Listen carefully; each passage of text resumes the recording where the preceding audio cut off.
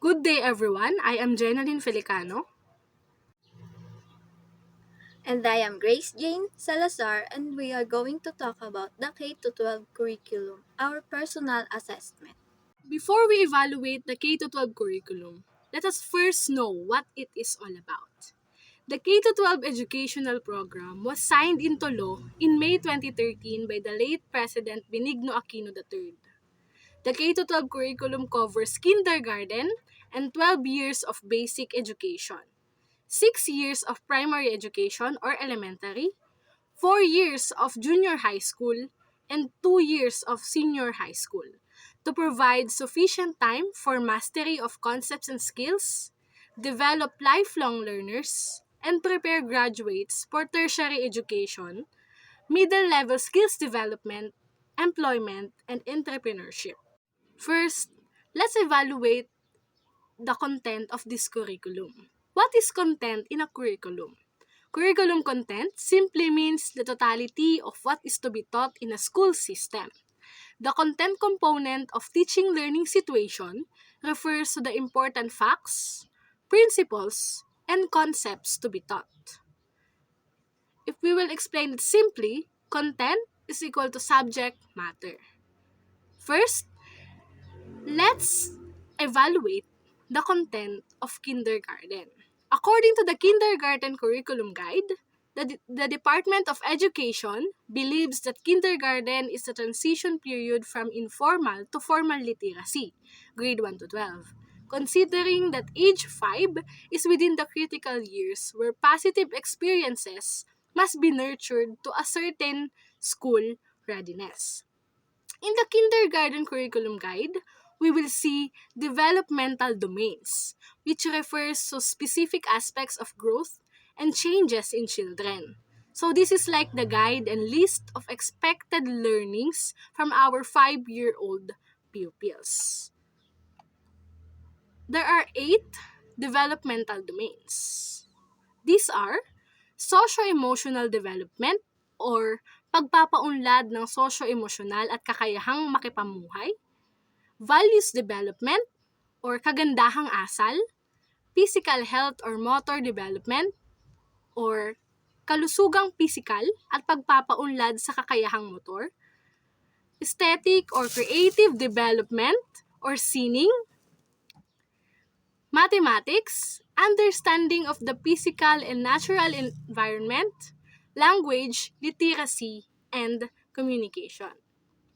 These are the expected learnings for our 5-year-old pupils. And we can say that these are indeed appropriate for their age because according to the Centers for Disease Control and Prevention of 2022, most children this age, 5, have social or emotional milestones like simply follow rules and does simple chores.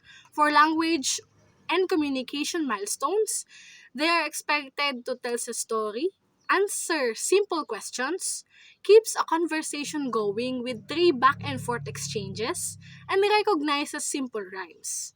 They are also expected to have cognitive milestones, or the learning, thinking, and problem solving, such as counts 1 to 10, name some numbers when you point to them, writes and names some letters, etc.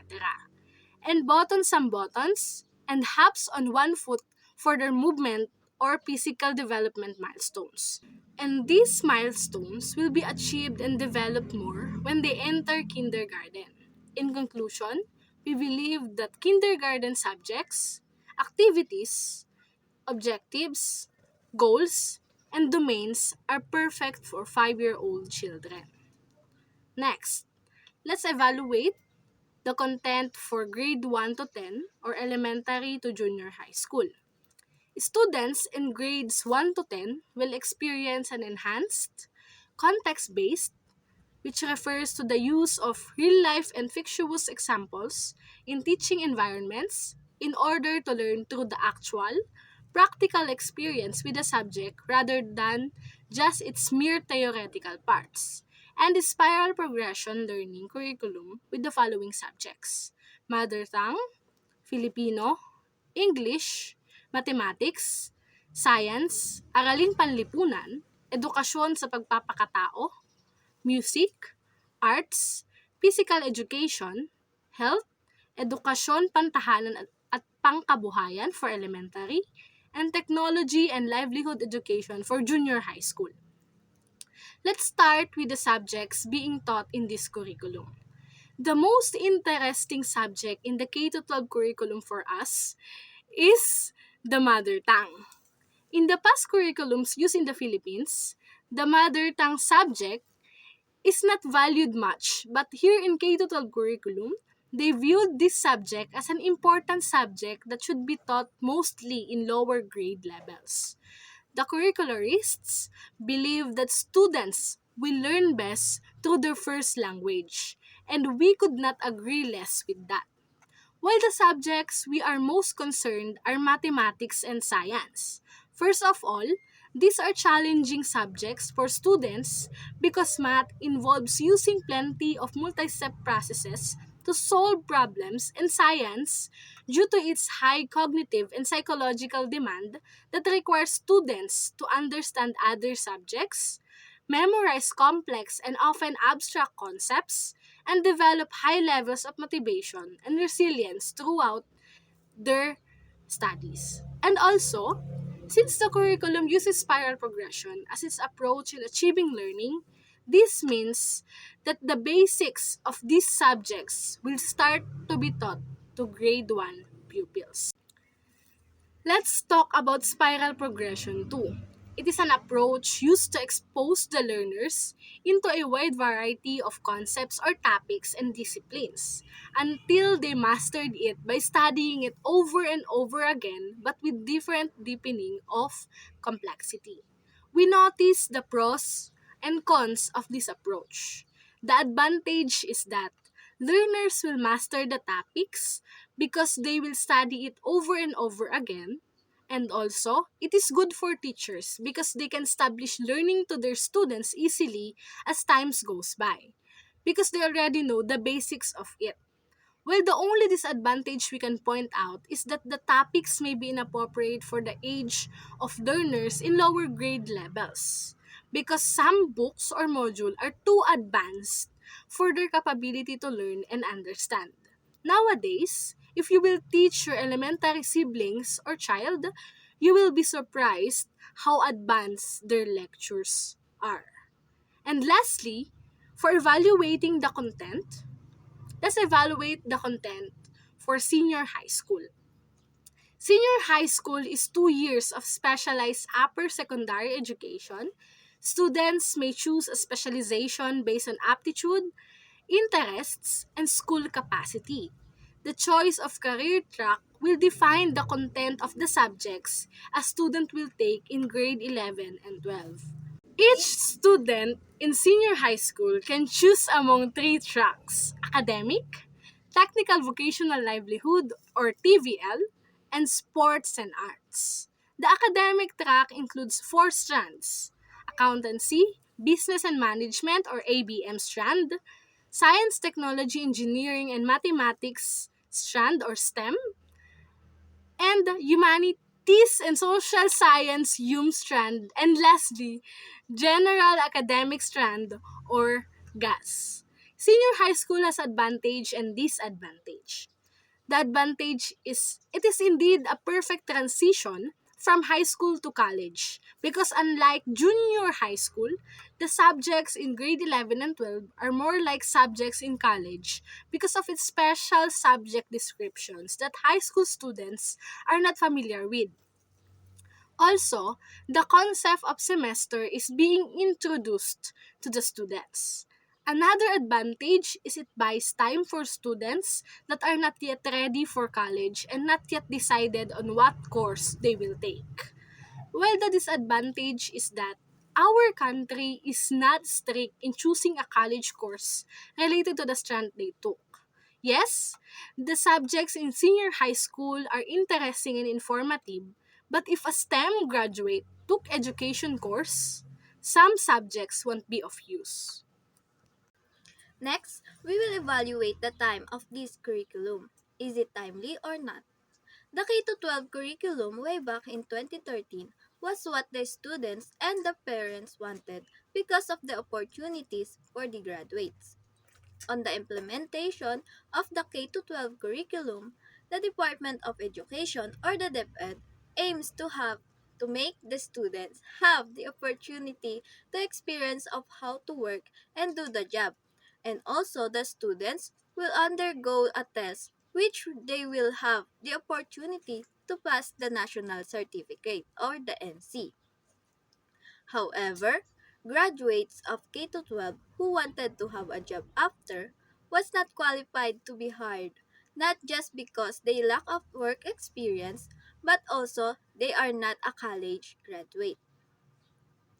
DepEd also revised the curriculum during pandemic that made the class done online, and grade 12 graduates of the time of the lockdown didn't get the chance to take their medals, certificates, and diplomas on stage.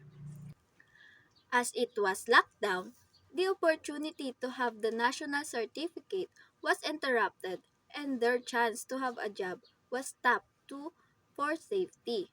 But since the curriculum was implemented suddenly, the students are not yet prepared. So, we conclude that this curriculum was not timely. Next, let's evaluate the tools in this curriculum. Tools used in implementing the K-12 curriculum is also different from tools used in former curriculums in the Philippines. Before, the only tool they use is blackboard, chalk, and textbooks. Now, in K-12 curriculum, teachers use digital and non-digital instructional materials. They include both visual and audiovisual aids and could either be concrete or non-concrete. Teachers nowadays still use blackboard and chalk, but most of the time, they use laptop and projector, sometimes televisions. They also use dioramas, big books, flip charts, and many more static instructional materials. And these are effective tools in implementing the curriculum because these bring life to learning by stimulating students to learn. For the next one, we will evaluate the assessment of this curriculum. Now, because of the change in the way of how the teachers will teach using the technologies as their teaching materials and also the students use this as their learning materials, they are now capable of doing anything using what they've learned online. Way back in 2006 to 2012, students in elementary was only focused on books and on the assessment from the books during or after the lesson. Teachers are stricter on what the students learned about the content of the lesson. Then, in high school, when K to 12 was implemented, teachers have been focused on the work of the students and how the students has done their activities. Teachers have built the students' knowledge on depending on how technologies work and making the students learn what benefits technologies can give. As the curriculum changed, the assessments for every grading and year level was also changed. When K-12 was not yet implemented, the assessments for every section with the same grade level are just the same. But when the K-12 curriculum was implemented, teachers have the authority to make their test papers every gradings, and it will up to the teachers also to create their own assessment methods and questions for every grade levels. And also, the teachers can collaborate with other subject teachers that can help for the assessment of the students. For example, teachers of math subject collaborate with science teachers for their assessment, like computations of formulas that can also use in computations in science, chemistry, or biology. Assessments was created also to help the students prepare for the next grading or year level. For example, on grade 10, theory teachers taught students how to manipulate the computer. assembling and disassembling of computers that can help them if they want to learn more on computers, which can be an advantage when they choose a strand or track on their grade 11.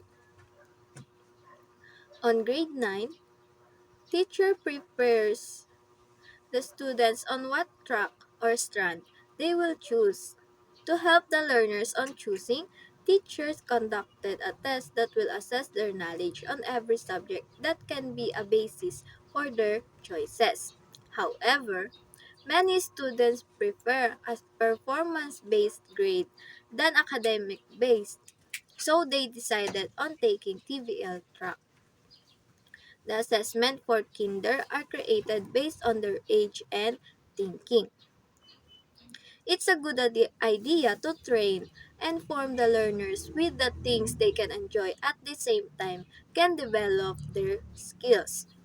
For grades 1 to 6, the way of teaching with the use of technology catches the attention of the students.